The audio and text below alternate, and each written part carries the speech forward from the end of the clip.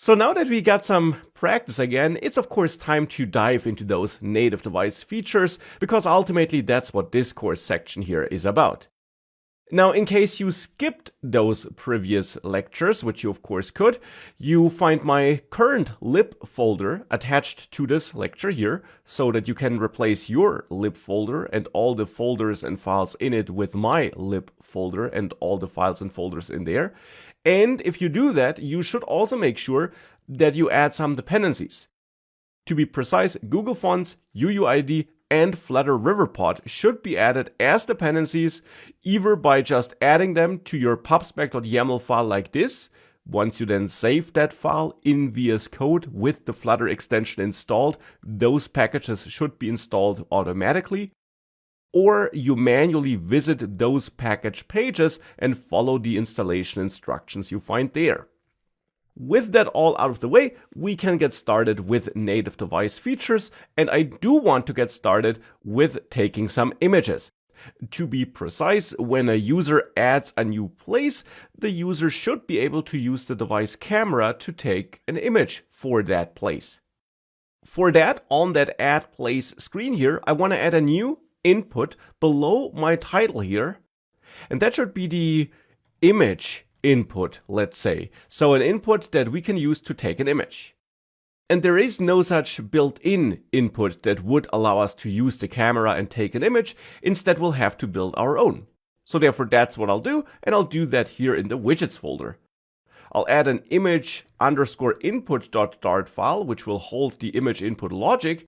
And in there, we're going to add the code to allow the user to open the device camera, show a preview of the image that was taken, and then also pass that image back to the add place screen, so that there we can use it to add it to the place that's being created.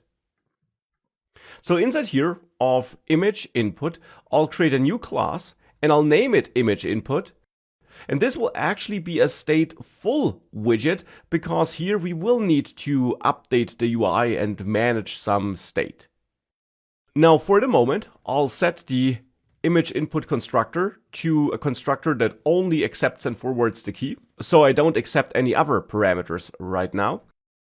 And I will add create state, because of course we must add this method to the stateful widget. And of course, we also need that state class, the image input state class, or underscore image input state to be precise, where we extend state, and that state belongs to the image input, also up here. And then here in create state, we return a new instance of image input state. And in that state class, we of course add the build method, as we always do. Now in that build method, I want to return the widgets that should make up this image input widget. And in this image input widget, I in the end want to display a button that can be tapped to open the camera. And once the image has been selected, the button should actually be replaced with a preview of that image. So I want to show that image that has been picked. Though that image should also be tappable so that we could replace it. Therefore here, what I'll render will be a container, because this container widget will allow me to control the size and also the alignment of the content inside of the container. And here I'll set a height of 250 pixels. I'll set a width of double infinity to make this container as wide as possible. And I'll add the child here, and the child now, as mentioned, should either be a preview of the picked image or a button that allows us to take an image. And therefore at the moment, I'll just set the button as the child. It should be a text button that also has an icon. And then here, the icon I wanna use is, of course, the icon widget, where I use the camera icon, which sounds fitting for this purpose of opening the camera. Then the label is a text widget where I say take picture. And then of course we also need onPressed, where at the moment I have an empty anonymous function. Now I want to make sure that this button is centered inside of that container, which has a fixed height. And to make sure that this is the case, I will therefore add the alignment parameter and set this to alignment center, which will center the child horizontally and vertically inside of this container. So with that, we have this container and this button. If we go back to add place, we can now use this here. So here I'll add my image input widget like this. And of course, at the moment, it doesn't do anything yet, but this will change later. If I save this and I go to this screen, I now have this take picture button here, which I can tap. And as mentioned, eventually this will be replaced with the image that we did select. Now I also want to add a little border around this input to make it clear where it starts and ends. And for that, I can go to my image input widget again and there to the container and set the decoration parameter to box decoration, because this box decoration constructor function then allows me to set a border.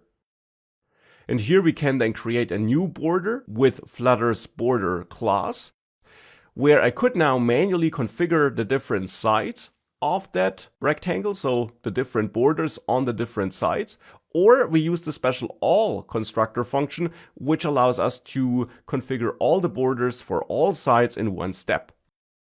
And here I'll give all my borders a width of 1 and set a color of theme of context color scheme primary. And there I'll actually add some opacity here. Like this. So this now should add a nice little border, as you can see. And I also want to add some spacing between the title input and this image input.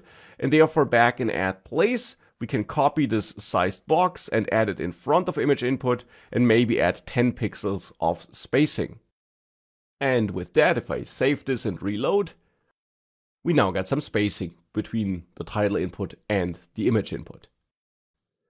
So that's looking good, but of course it's not doing anything. Now to do something, I'll add a new method here in image input in the state class here. And that will be a method which I'll call take picture. And in there, I then wanna open the camera and take an image.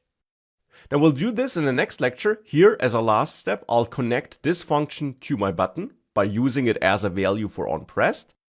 And with that, the question now is how we can take an image here inside of take picture.